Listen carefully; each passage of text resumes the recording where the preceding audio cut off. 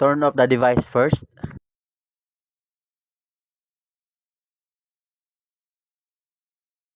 Then hold power button first.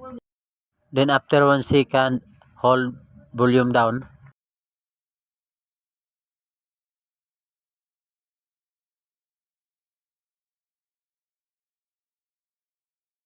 Then release power button. Then the recovery mode appear, release volume down.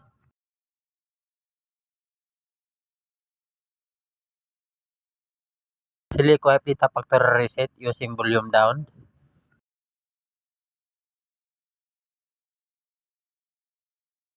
Click power button. Click volume down, then click power button.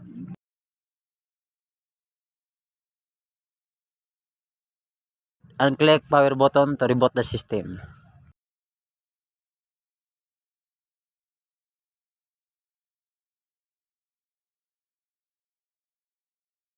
Let's wait a couple of minutes because this procedure, it takes too long, maybe 3 to 5 minutes to reboot the system. Then I will jump the video to make it short, okay? Then let's set up, just follow me.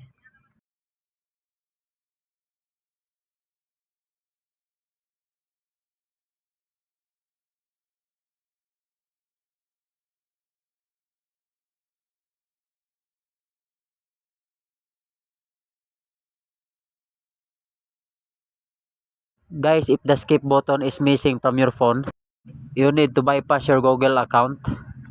Just click the link in the description below to bypass your FRP or Google account. Okay? So in my case, there is an escape button at the right side below. So just click it.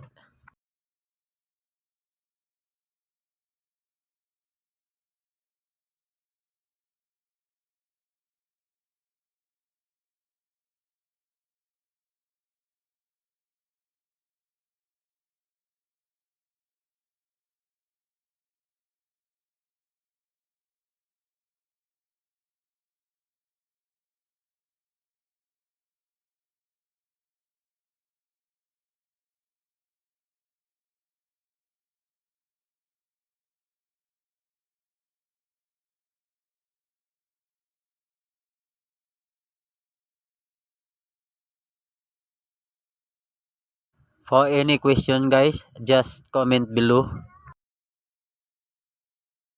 It's all done. Thank you very much, and don't forget to like and subscribe.